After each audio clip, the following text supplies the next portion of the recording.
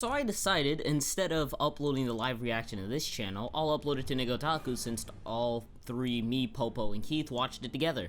Instead of uploading the same video twice like I did with Fate, instead we'll just upload one video of Seraph of the End to Nigotaku. So, let's go ahead and do a rant, because this episode was absolute flaming garbage. And I told you it would be flaming garbage. Where is my praise? It's nowhere, because, like, no one, I think I'm, like, the only person on this earth that believes that this episode was flaming garbage. So before we go into a story and character standpoint, I want to start off with the presentation, specifically the art and animation. Now, I wasn't taking notes while doing this because I didn't really think I was going to do a rant or a review on it. I thought I was just gonna do the live reaction, but I still do remember the quality of most of the stuff that happened.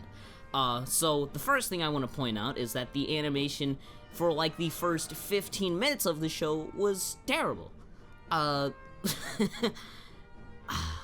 if not terrible, then we'll go average at best. But I'd like to say that the art, at least, was bad. It was really bad, until at least the 15-minute mark, and that was when they were in the room, and the guy got his arm chopped off, and blah blah blah, all that happened, so, so in terms of production quality, this was not good. Now, we'll say on the backgrounds, it was just like Fullmetal Alchemist Brotherhood. If anything, the backgrounds looked almost exactly the same. They used the same watercolor techniques, and personally, I like the technique. The quality of the backgrounds weren't that bad, so I'm not going to get on those. I wish that they were a little more, I don't know, tightened up, but it was not an issue in terms of background quality. But in terms of presentation, man, this show needs a lot of work, especially with the insane amount of CGI within the first, I think the first 10 minutes, I think there was like a ridiculous amount of CGI. When they were selecting the kid, I think his name was Yu, when they selected the freaking kid, every other kid was CGI. Like, why? You didn't even have to draw them moving. You just had to draw them. Considering most of the characters in this episode didn't have faces anyways, I don't think drawing them, even without faces, would have been too much of an issue. Because during most of the episode, a lot of these kids from a reasonable distance didn't have faces whatsoever. So I don't see where the issue was with, like, the entirety of all this CGI that was there within the first 10 minutes of the episode, at least. The soundtrack, do we even have to talk about it? It's Solano. Of course it's good. So I'm not really concerned about the soundtrack. It was actually a really good OST, especially the song that was there in the middle of the fight that went on towards the end of the episode. Towards the end of the episode, that's another thing I want to talk about. Everything seemed to get better. I saw that the animation had this sudden jump. I don't know how to describe it, because it was a mixture between fluid and just really awkward. So, especially when he pulled the gun up. It was like, it was fluid, but it wanted to emphasize motion. It wanted to emphasize every little bit of motion that went on within the clothing, the characters, the facial expressions, the movement, and I like what they wanted to do, but I don't think it worked out exactly how they planned it.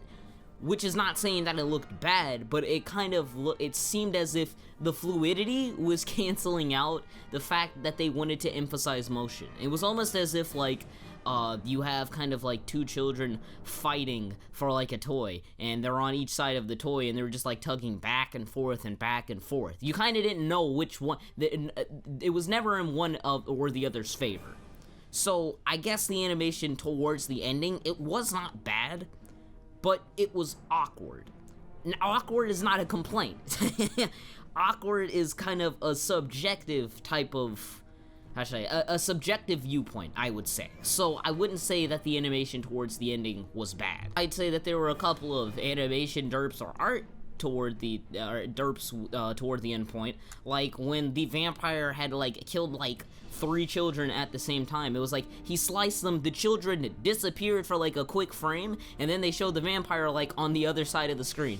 And then, like, I was like, where'd the children go? And then they're back. Like, they just didn't disappear at all. Like, don't try to play it off. Come on now. If we go from a story aspect, I got a lot of questions to ask. First question that I want to get to, I'm not going to ask these in order of, like, sequence, but the first thing I want to ask is if we're gonna talk about this virus, this Ebola it's pretty much Ebola, we'll just kind of say. It's wiping out people over the age of 13. That's what they said. I thought the synopsis said over the age of 14, but I guess I might have read it wrong, whatever. But over the age of 13, it's wiping out people. So I have a question. Towards the ending, there are 3 people that are above, that clearly look like they're above the age of 15. So my question is, why aren't they wiped out? Some people are going to say the virus it probably didn't reach above ground. Everything above ground was safe. Well, my thing to rebuttal that is that there are plenty of backgrounds in the scenes of the overworld that show you it's just as run down as possibly how underground was, if not worse. Not as ramsacked, but it's as run down and desolate. So I have a question. If it's as run down and desolate, I'm assuming that a virus struck through. Why didn't this virus hit anybody over the age of 13 above ground? I'm not accusing the show of having plot holes already, because this might be something that gets explained, but they left some questions to be answered. I almost feel as if these questions have to be answered immediately for them to make sense of everything that's gone on. I also want to ask, this is for something going in a next episode. This wasn't an issue with this episode, but it was an issue that I saw in the preview. If all the backgrounds this episode from the overworld looked pretty desolate, why did the backgrounds, or why the heck was there a school that looked like it was up and running and everybody had all of these clothes and these uniforms and stuff? So they can have all that, but the town is pretty much destroyed. Another issue that I had with the episode was simply how they wanted us to care for the main character, or whether that was for us to care or for him to develop. When everybody got massacred at the end of the episode, a lot of people thought I was going to complain about those characters not getting any development. No, why would I complain about that? Because they're clearly not there for them to develop. They weren't there to try to have a connection with the audience, or else the scene would have been more dramatic than it was. It was dramatic from Yu's standpoint. So it was clearly there to try to develop him. Why? Why would we care about somebody who is acting like a douchebag to everybody else the entirety of the episode, but the last 2 minutes when he uttered that, oh, you guys are my family, when you're all dead? Like asking me to care for her tsundere when she kicks the main protagonist in the nuts. I felt like one thing that the episode could have helped with Yu's development, this is something that could have helped with Yu's development, is the inclusion of a flashback of his dad and his mom doing what, or getting turned or fucked up by the virus, in short. His dad, he said that his dad almost tried to kill him, and his mom committed suicide. I'm assuming the dad died from the virus right before he was killed by himself, or the mom must have killed him, or whatever.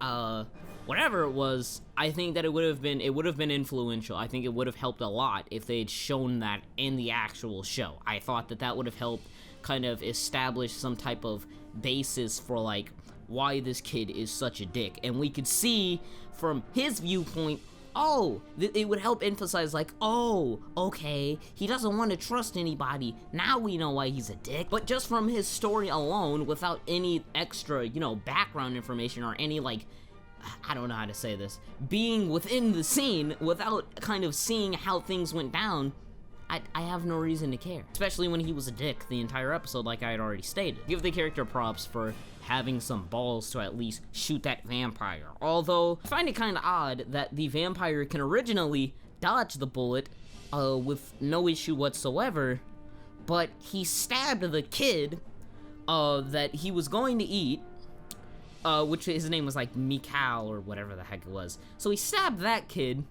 and there was a gun up to his head. Why didn't he just move out of the range of the gun?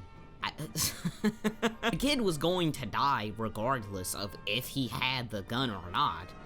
So, I mean, like, what was even the point of letting him get shot? And number two, it felt really anticlimactic. It's like you have, I don't get it. So, you have this vampire that's not necessarily what I would call hyped, but has shown his abilities and just his ability to evade, and how he wiped out all of the other kids. So you're telling me that he just simply gets killed because someone sticks a gun up to his head out of nowhere? Come on. I mean, like, you would think that he would at least see that the kid was coming and maybe, like, let's say, like, throw Mikhail and then try to kill the kid or something. I mean, like, there's so many other ways that this could have been done, and the vampire could have just avoided his own death. But as most of this episode was, the plot called for it. Plot called for so much this episode that anything that seemed logical didn't happen. For example, if everything in the outside world had looked like, or it had, from their knowledge, been Ebola infected, I'm just gonna keep calling this virus Ebola. So if everything had been Ebola infected, I have a question. Why would these kids want to go check the outside world? I mean, there's always that possibility that they were being lied to. However, there's also the gigantic possibility that, number one, a vampire could kill them. Number two, Ebola. I mean, like, are they not scared of the possibility, whatever, of Ebola going into them and completely wrecking them? Then again, I kind of understand. Actually, no. Actually, I just thought, they're not over the age of 13.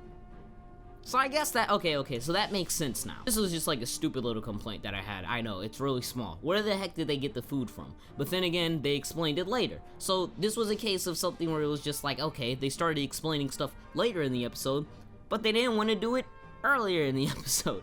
They didn't also explain how the heck these people at the end of the episode that were in the coats survived. I also didn't like the gigantic time leap at the end of the episode. But yeah. There's my thoughts on everything. I thought it was trash. I'm assuming that it'll get better by episode 3, because from what I've heard, episode 2 is about him making friends at school. And the way that sounds is that when you have a douchebag main protagonist, and they made it seem like, I don't know. When they say trying to make friends at school, it made it seem as if they were going to try to forcefully develop the main character and make it to where it made it even odd for the audience to watch. I heard that some of the tone shifts were also really bad in this series. There was no comedy this episode, though. So, yeah.